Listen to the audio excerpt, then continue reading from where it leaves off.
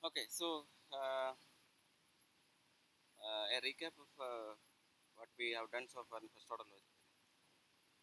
So we started with an example, which is an axiomatization of a group in first order logic.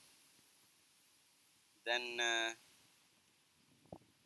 we looked at the syntax of first order logic, where we saw that we have a collection of fixed symbols that we have already seen in propositional logic, and two additional symbols.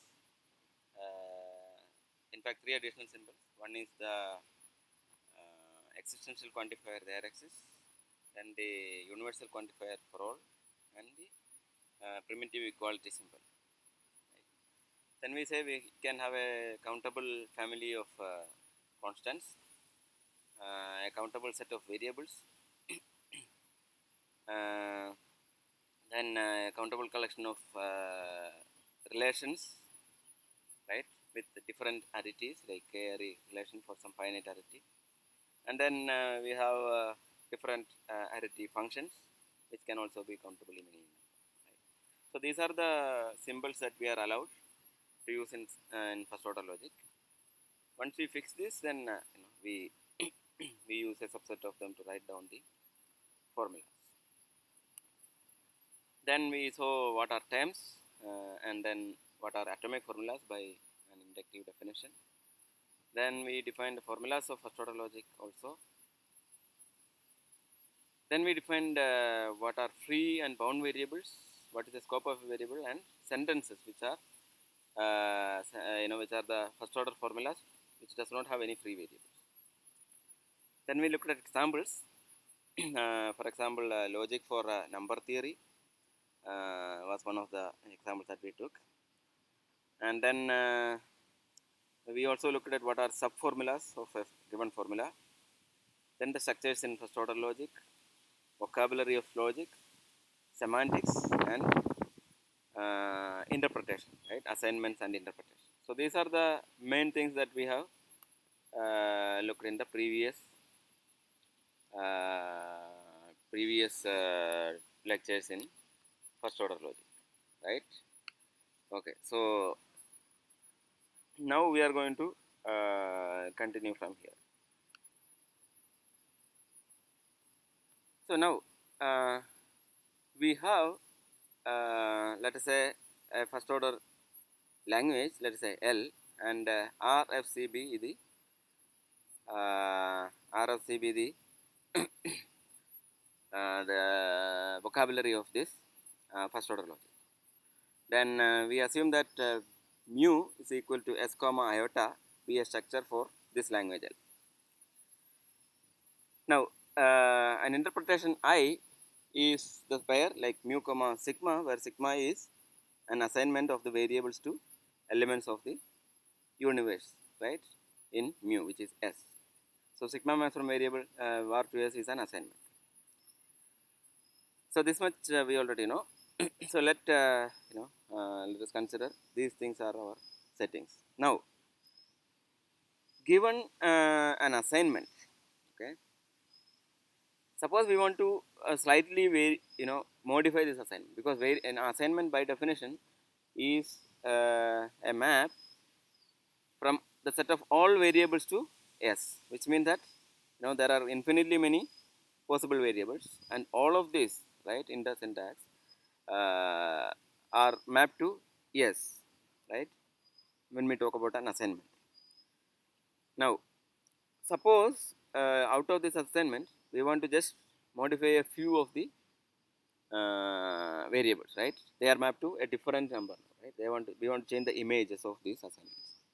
So if you want to do that, then rather than specifying the entire thing again, now we can just say that okay, from this current assignment we are just modifying these few things. So let us say that we want to modify x1, x2, etc., xn, right? N of them we want to modify. So I write by sigma within bracket x1 goes to s1, x2 goes to s2, etc., xn goes to sn, and denote this by, let's say, sigma dash as the assignment modified, right, by changing the images of x1 to xn and fixing everything else as before. That is, sigma dash of xi is si if 1 is less than or equal to I less than or equal to n, and sigma dash of z for any other z, right, is equal to sigma of z. For all other variables, we keep the same assignment as in sigma. So such a modification is a modified assignment. Okay. Now, once you modify the assignment, correspondingly the interpretation also gets modified. Right?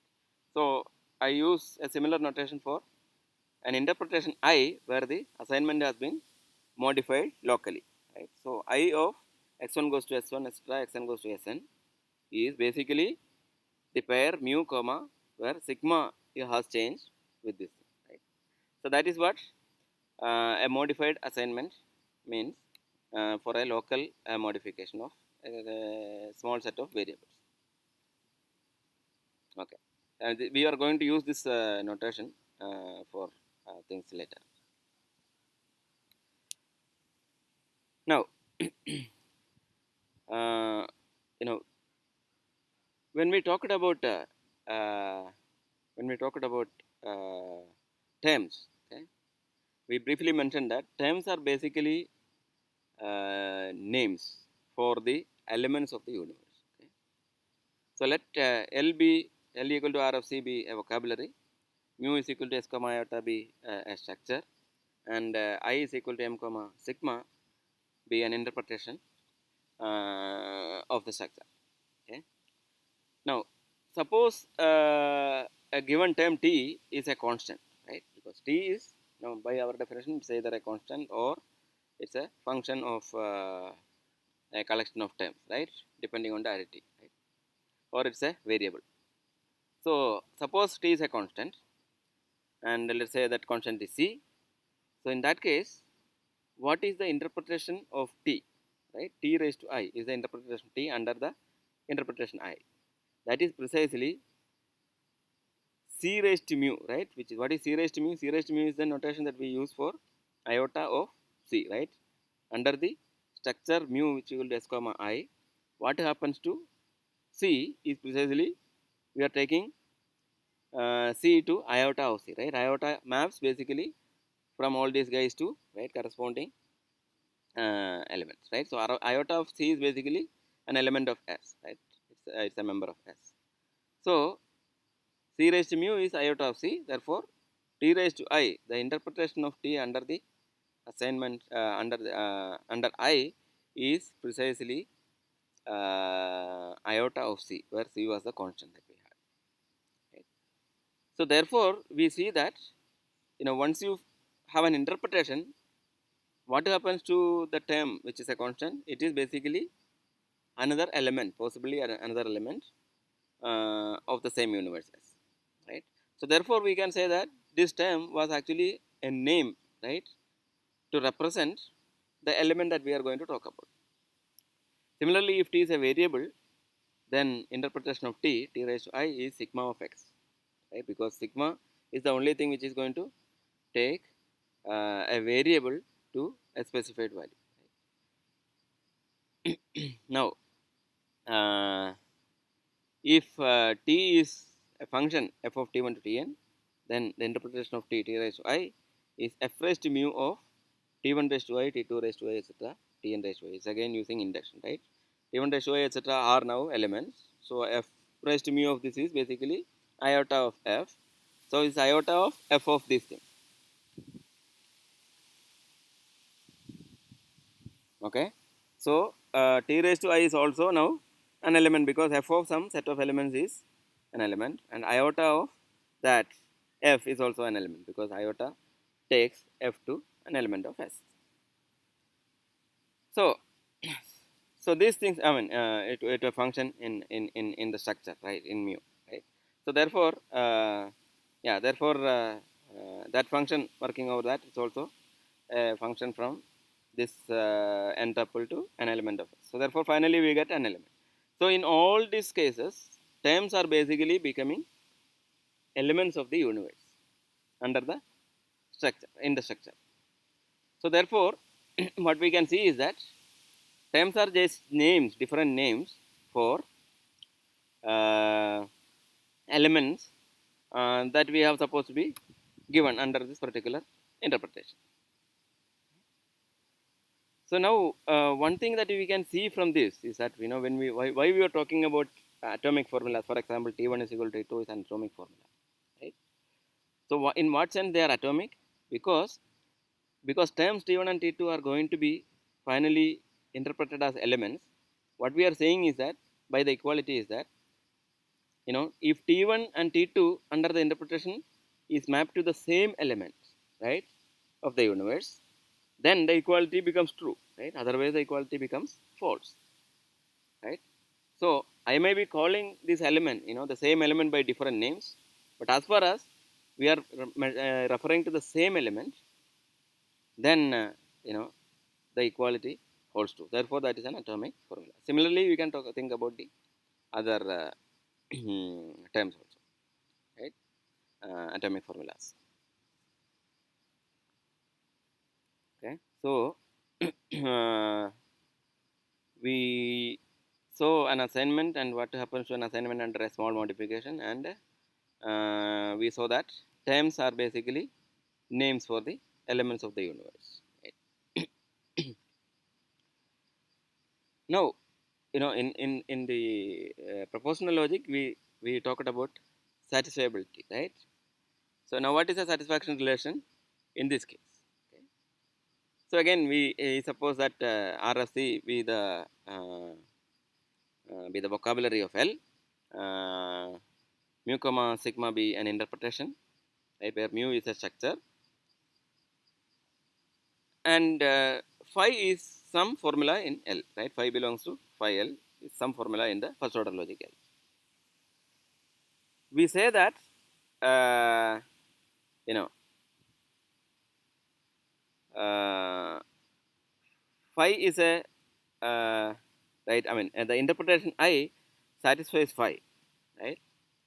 The interpretation satisfies phi through the following inductive definition. Right? We are going to define what does it mean to say that an interpretation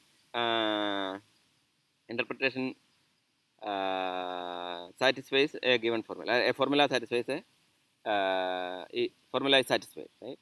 So we say that an interpretation satisfies this formula in the following inductive way.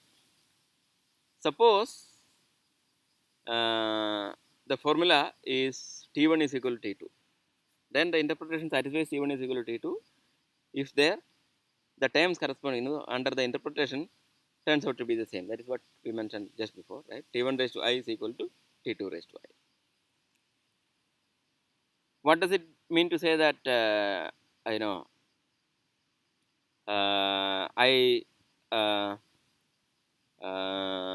models R of T1 to Tn? So I models R of T1 to Tn if T1 raised to I etc. Tn raised to I, that interpretation of this tuple of elements happens to be a member of R raised to mu, which is right. R raised to mu is basically iota of R, which is some relation, right, of the same arity in the structure that we are going to talk about, right? Mu comma I, right? So therefore, if that that particular relation that we are going to talk about in the structure, if this tuple of element, right, the images of this tuple of elements stay in that relation, right, they satisfy that relation, then we say that I models R of T1 to Tn. Similarly, I models negation phi if I does not model phi. That is intuitively clear. And I models phi and psi if I models phi. I mean I or psi if I model psi or I models psi, right? And I models their axis x phi if for some element of the universe S, right? Some fixed element S, I of x going to S is equal to I of x going to S models phi. So this is more interesting, right? This we should be careful. So what does it mean to say that an interpretation models the existential quantified formula, right? Direct is x phi. So See, directrix x5 only says that there is some element, right, which satisfies this thing, right. Now, the given interpretation I need not be mapping x to that particular element for which this is going to be true. But even if that is not the case, if you have the correct mapping, it will still make true, right? It could still make it true. So we cannot say I does not satisfy the rectifier just because under the particular assignment given in I, right? I is equal to mu comma sigma, right? And under that sigma, maybe the phi is not satisfied, but that does not say that the RHS phi is not satisfied. Right? So therefore, what we can do is that we can change the assignment of just x, right? Because we are only quantifying x, so the RX is x phi. I just change the assignment of x to that particular element which will make phi to be true if there is some element, right. So suppose for some element, if I of x going to s is going to make phi to be true, then the x is phi is also true under I, right. That is what it that is a definition, right. We are going to define it that way, and it makes sense because we are only saying that there is some element in the universe with this property. Okay. Now, since we have all these things and we know that disjunction and negation can span all other connectives, right, that we require, we don't have to give this for the other thing, right. This interpretation, I mean the models or satisfiability will be followed by this particular uh, definition by inductivity. Okay. So is it clear, like what does it mean to say an interpretation models a formula phi, right? That is, if the term, for equality, right, the atomic formula T1 equal to T2, what we need is that T1 raised to I must be T2 raised to I, right? The interpreted elements must be the same. Similarly, the interpreted elements must be in the relation if R of T1 to Tm is to be modeled by I, right? The main difference was that when we have existential quantifier there x is phi, we can actually modify for the quantified variable to run through the elements of S to see if at least one of them makes it true. And if that is true, right, this is the semantics itself, right? We are saying that this is what it means, right? So we are basically defining what it means to say that there exists X in this way. Okay. Now, let us look at an example. Let's say L is equal to singleton, let's say less than relation, then R comma F is let's say plus comma cross two binary functions, and constants are let's say 0 1 2. So therefore we have RFC, which are all three non-empty. It could be empty also, doesn't matter. We are going to look at an example which is non-empty here, and M be some L structure over Z, right. So M is equal to Z comma iota, right, where Z is our set of natural numbers. Now, what is less than power m is basically the interpretation, right. Under iota, it is going to be the usual less than symbol that we have over Z. Then iota of 0 is 0, iota of 1 is 1, iota of 2 is equal to 2. We are going to interpret the constants in precisely the same way that we know them, right. We can of course make sure that okay, iota of 0 is equal to 1, right. I mean, it doesn't make any difference as far as it's just interpretation of 0, the symbol to be a different number, that's all. But to make things simpler, we are assigning this way. And what is iota of plus? It is just the usual addition, and iota of multiplication is the usual multiplication. Now let us write some sentences or some formula. Let's say 1 less than 2 and 0 less than 1. But where 1 and 2 are not necessarily, right. These are the symbols only as far as we are concerned so far, right. It's as a formula. Only under the interpretation, once you fix the structure and interpretation is decided, we know that what these elements actually mean, right. What they turn out to be under the interpretation. So this is one formula, right? 1 less than 2. These are just constants for us, right? 1 is some constant symbol, 2 is some constant symbol, 0 is some constant symbol, etc. Then another formula is there x is x, there x is y, x plus y is equal to 2 into x plus y. Right? This is another formula. Now we can see that this one is a sentence because all the variables appearing are quantified, right? Is it? I think yeah. I mean, I should have written a bracket maybe to make sure it is quantified, but we can assume that it is. Now let us look at an interpretation where x is mapped to 1 and y mapped to 2, right? Suppose x goes to 1 and y maps to 2, then the interpretation satisfies phi 1, right? What phi 1, right? Because phi 1, I mean, there is not even x and y there, but our structure, in that structure we have already defined that under iota, 0 goes to 0, etc. And then for the less than is the usual less than. So 1 less than 2 is clearly true under this interpretation, and 0 less than 1 is also clearly true. So therefore both are true, therefore phi 1 is true. Right? So phi 1 is true under this assignment. Once you fix the structure, that is going to be true here, right? What about phi 2? Well, I satisfies phi 2 since we can find some element in Z, right? Let us say 0 belongs to Z such that iota of x going to 0, right? See, in the interpretation I, we actually mapped x going to 1, right? But under that particular assignment, our formula phi 2 is not true, right? Because x plus y, right? X is equal to, let us say, 1 and y is equal to 2, then 1 plus 2 is not equal to, right? 1 into 1, I mean 2 into 1 plus 2, which is 4, right? 3 not equal to 4. We know that, right? So therefore, under the given interpretation I, right, it is not true, but we say that it still is model phi 2 because there is some modification of the interpretation, namely x going to 0, right? I of x going to 0, which models this formula that x is y, x plus y is equal to 2x plus y, right? Because we can find uh, an x with this property that is, if x is equal to 0, then we are saying that 0 plus y is equal to 2 into 0 plus y, right? So y is equal to y. This is true. In fact, for every y it is true. So therefore, that x is y is also true.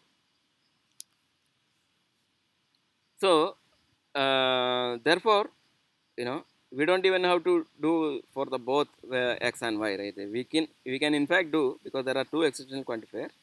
We can in fact just change both of them to make this true. In fact, what this example says is that, in fact, instead of there x is x, there x is y, x plus y is equal to 2 into x plus y. Even if we had there x is x for all y, x plus y is equal to x plus y, that is also true under this particular interpretation. Okay. Now a formula phi is satisfiable if there is some interpretation I for some L structure mu such that I satisfies phi. I mean I models phi. Okay. So formula is satisfiable if you can find some structure and some interpretation where this is going to be modeling, right? I mean satisfiable. On the other hand, a formula is valid if for every possible L structure mu and every possible interpretation I of mu, I must model phi. Okay, of course, by every possible interpretation, I mean that there is of course the modification, right, of locally the variables appearing in phi are allowed, right? The quantified variables we can change, but yeah. So when it is valid for every structure, it should be valid. That is much more difficult to see, right? Like I mean, why something like that is true, right? It will take a little more work to see why this. I mean, how the validity is, right? Okay. Now let us look at a proposition. Let L be a first order language and phi be phi belongs to phi L be a formula in the first order logic. L. let mu be an L structure and sigma dash be two assignments which agree on the free variables of phi. Okay. Suppose two assignments agree on the free variables. What does it mean? It says that the variables where I can actually freely give the assignments under sigma, right? Because see, we already saw that if we have existential quantifier, quantified variables, then the interpretation, right, under which we are going to in the assignment, in the interpretation that we are going to talk does not you know make much difference, like, because we are freely allowed to change the quantified variables and run through all the elements to see if there is at least one of them, right? So therefore if there is extensional quantifier, right, then uh, you know uh, like, they are not going to make any difference whether the assignments agree or not, right? Because we can always locally modify it to make them agree. But on the other hand, the free variables, right, free variables, if they are not agreeing, then we cannot say the same. Okay. So if both of them agree on the free variables, then we can say that mu comma sigma models phi if and only if mu comma sigma dash models phi, right? This is very intuitively very clear, right? Why this should be the case. I want you to formally write a proof for this, okay, as a homework, right? Show that if two assignments agree on the free variables, then under the interpretation, right, mu comma sigma and mu comma sigma dash, right, both of them are have the same kind of satisfiability, right? Now, so what we just observed is that the meaning of a structure is fixed once the structure is, meaning of a sentence is fixed once the structure is fixed. So what is a sentence? A sentence is a formula with no free variables, right? So therefore, once the structure is fixed, right, the interpretation does not matter, right? The assignment does not matter, because basically the assignment, whatever we give, we can locally modify all the free, quantified variables there to run through all the elements, right? So therefore, the meaning is unchanged if there is no free variable. So we can basically talk about structures, right? When we are talking about sentences, and we don't have to worry about the assignments anymore in that cases. So the assignments have no role in defining the meaning of sentences, but not for formulas, right?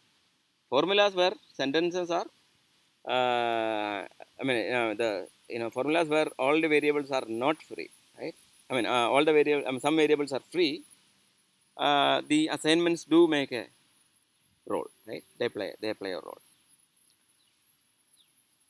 So if let's say phi is a first order sentence, then mu comma sigma models phi if and only if mu comma sigma dash models phi,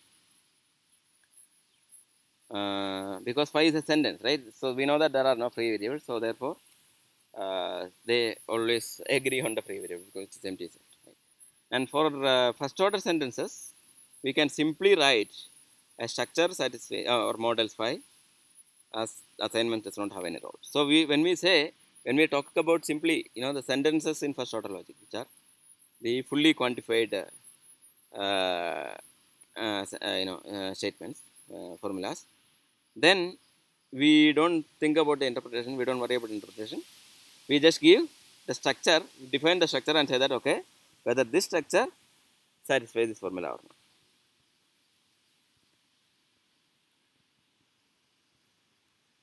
So once you have this, we can actually talk about the uh, consequence, logical consequence.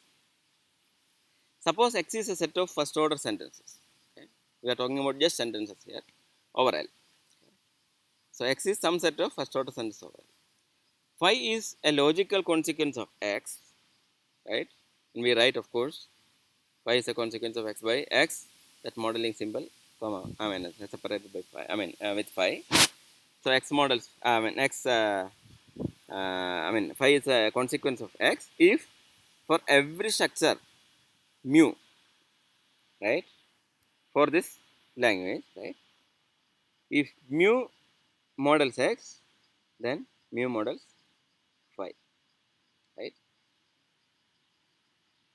Every structure that makes all the sentences in the next to be true must also make phi to be true. That is all we are saying, right? Same thing that we saw in propositional logic, same idea, right? The logical consequence is that, okay, if the structures, right, now we can think of, so this is why I mentioned earlier that, some texts they talk about, the structures and interpretations and assignments kind of things in a mixed way, because like, when you are talking just about the sentences, once you have the structure, that basically tells about the way we can interpret them, right? So therefore, once you fix the structure for the sentence phi, we know that if mu makes all the formulas in x to be all the sentences in x to be true, then it should also make phi to be true. In that case, it is a logical consequence. We want to introduce another notation. When I write a formula phi of x1 to xn, what I mean is that x1 to xn are the possible free variables in phi.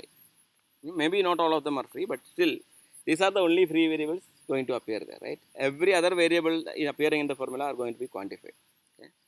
So phi of x1 to xn, what I want to say is that free variables of phi is a subset of x1 to xn.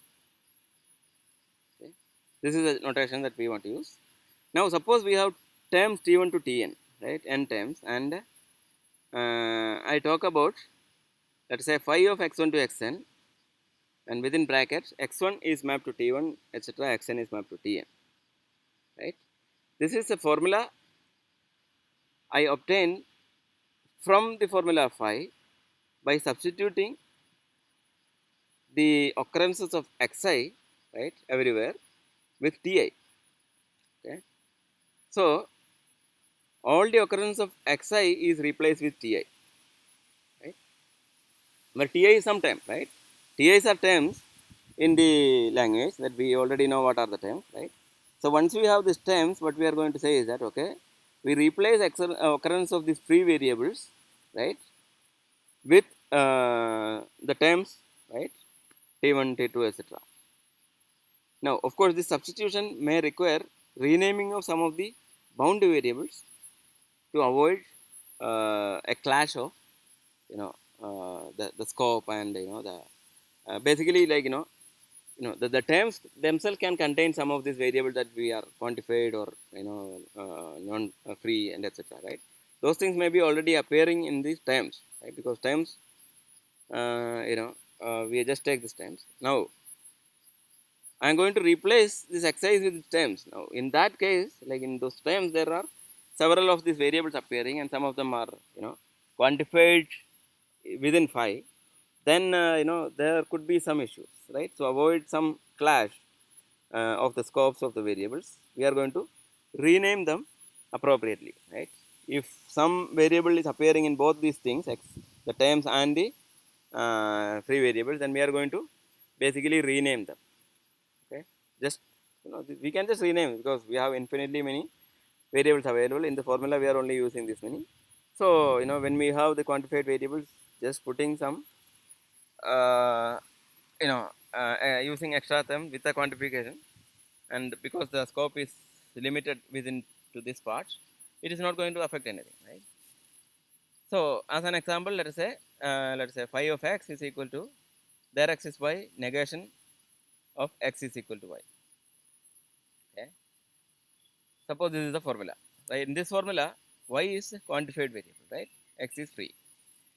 Now what I am going to do is that I take the term t to be y, right?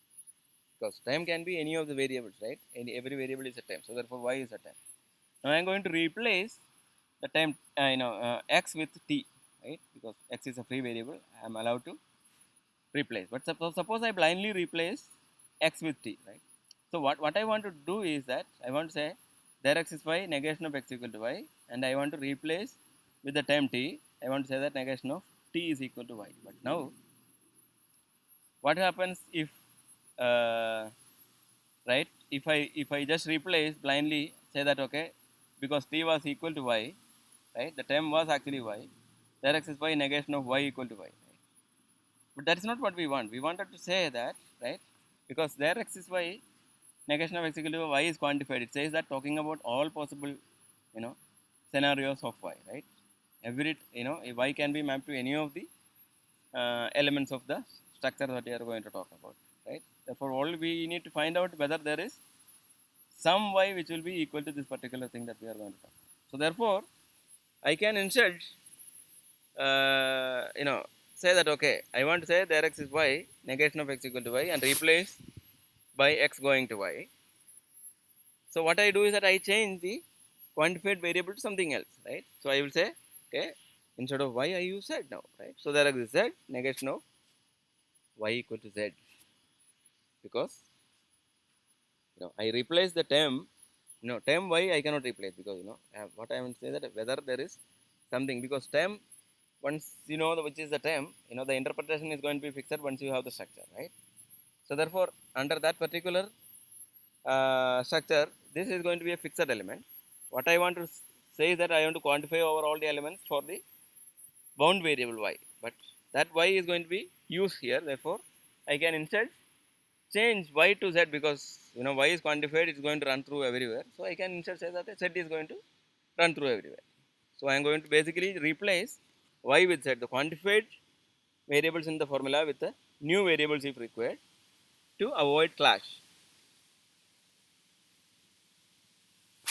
Okay. Yeah. So we have that freedom to do this. In fact, we should do this. Right? Not just freedom. We are supposed to do it. Right? So we simply write phi of t1 to tn to say that phi of x1 to xn, where x1 is replaced with t1, xn is replaced with tn, and we assume that the necessary renaming is done, right? When I just write this, okay, I have phi of t1 to tn is formula where t1 to uh, uh, x1 to xn are the free variables, are replaced with t1 to tn, right? With the necessary renaming, right? This I just assume and just write phi of t1 to tn, right? This is the notation that I am going to use. So whenever I say something like this, where I am going to replace the occurrence of variables x1 to xn, right, with the t1 to tn, I just write phi of t1 to tn.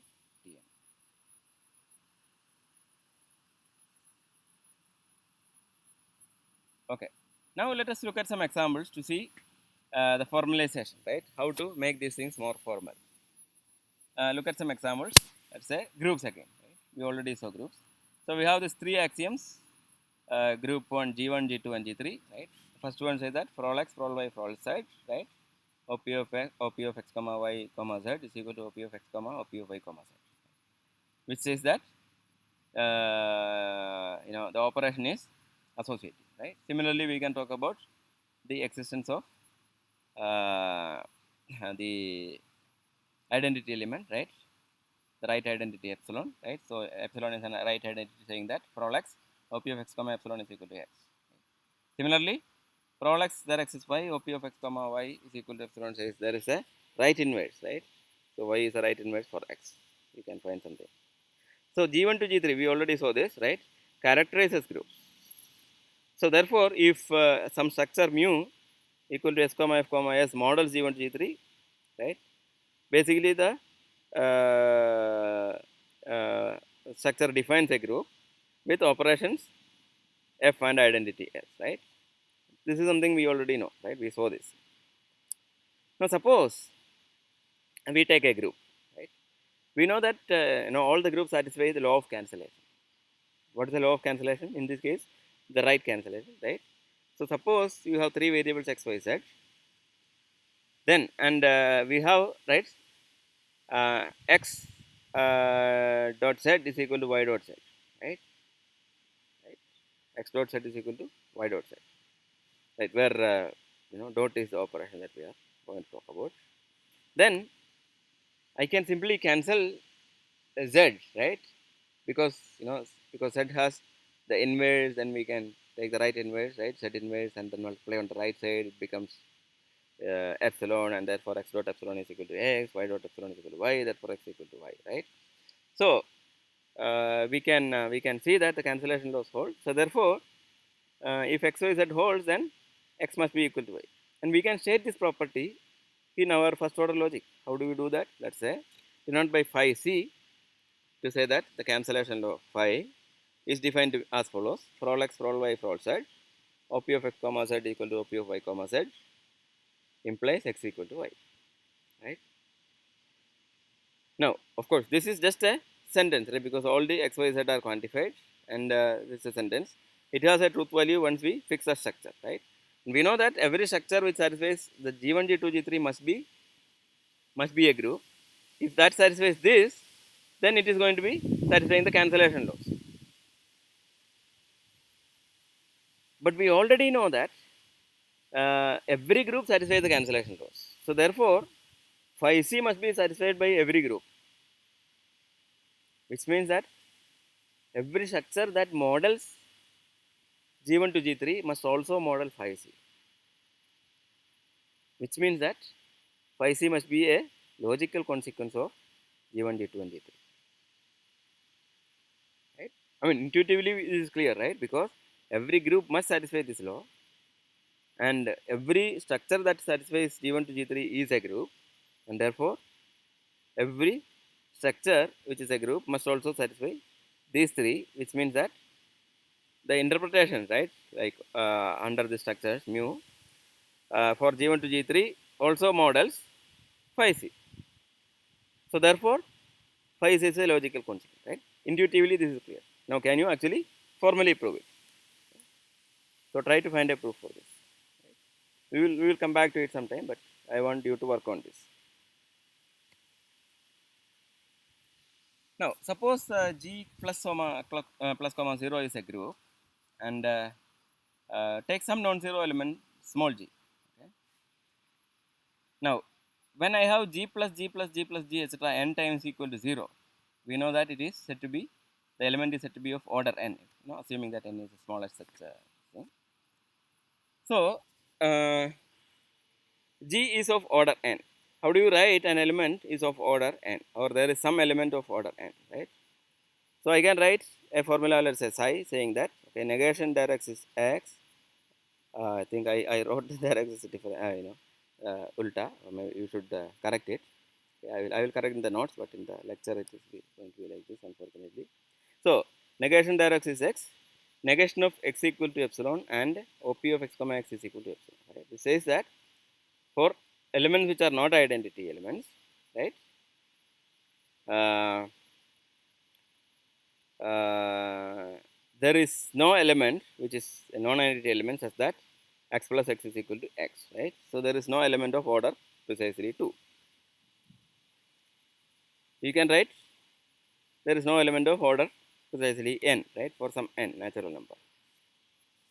Now, if so, what was the previous thing saying? Actually, is that if any structure mu equal to s comma f comma s is a model for G1 to G3, right, and if it satisfies psi, then it must be a group with no elements of order 2, right? That group cannot contain orders of element 2, I mean elements of order 2, right?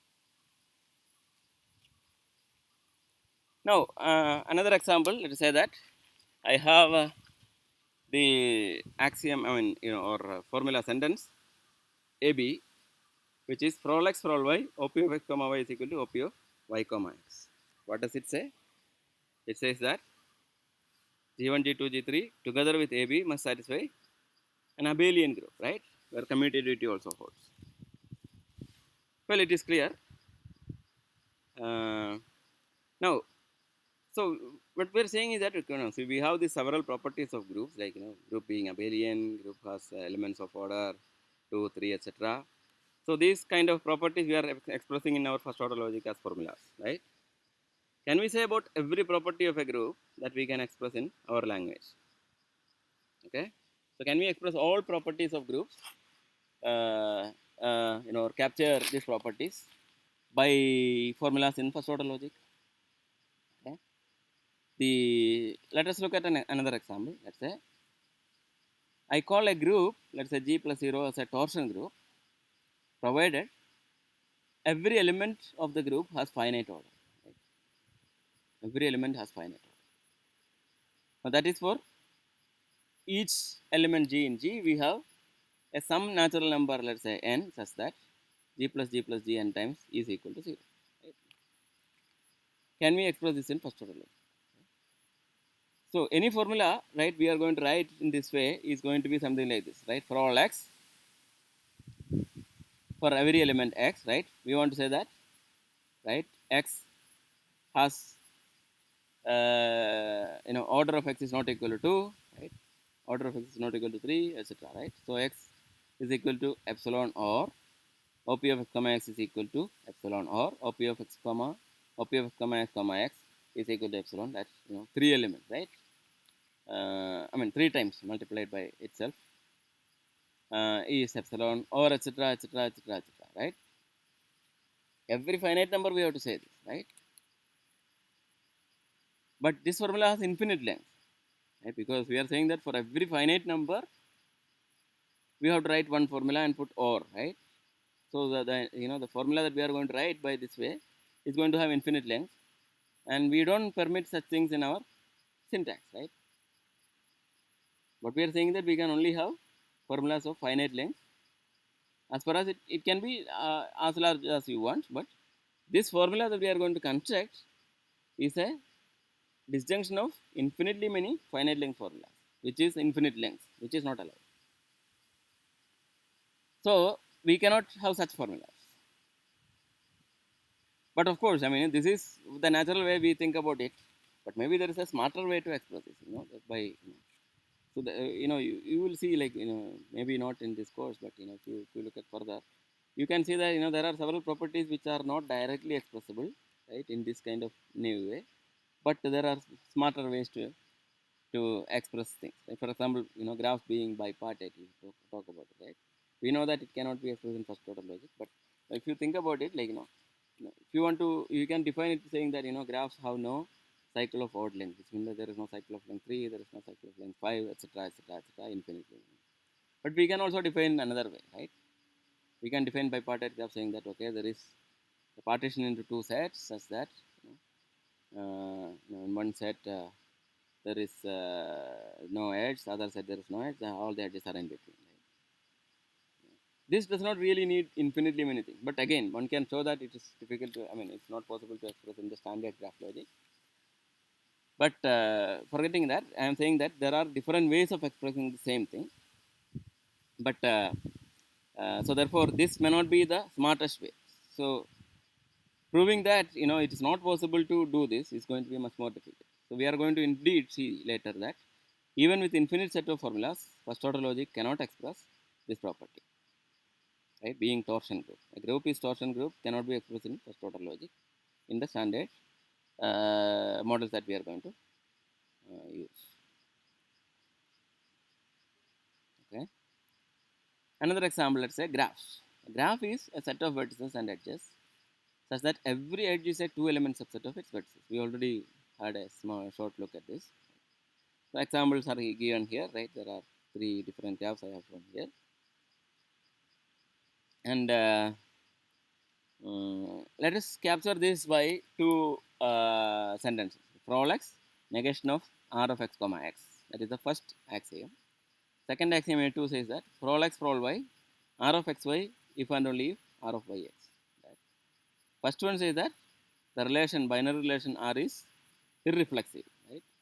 Second relation says that it is symmetric. Right?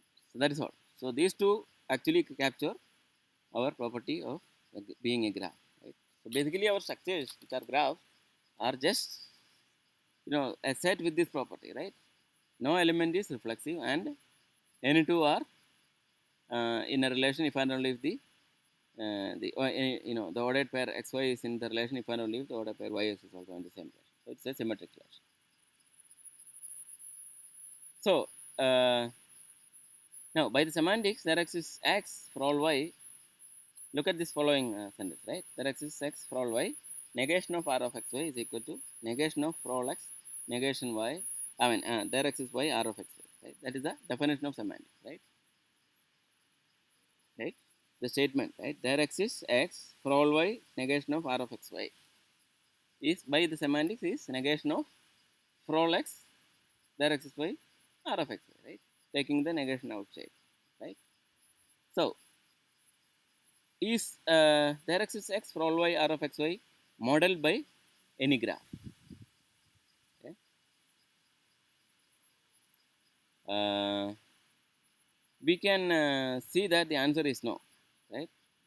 Because like the first ones, there exists x for all y, r of x y says that x is also related to x itself, right? So therefore, the first axiom is not modeled by this. So graphs does not model the sentence. So A1 A2 definitely.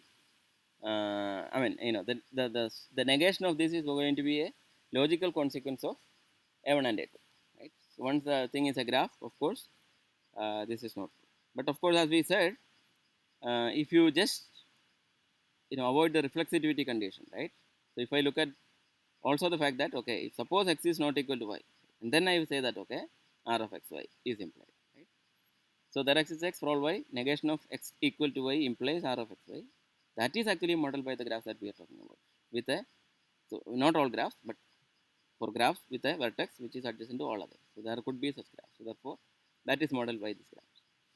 So therefore, uh, uh, you know what we can say further say is that just A1 itself, uh, you know, implies that negation directs x for all y, r of x y. Because what really makes that it is a the negation of this is a consequence is A1. Right? We don't really need even A2. So therefore, negation of directs x for all y, r of x y is a logical consequence of A1. So we will talk about the remaining things cardinality in the examples in the next lecture. Okay? We will stop today. It's already 50 plus minutes. And see you tomorrow with more examples and exercises and something more on this topic.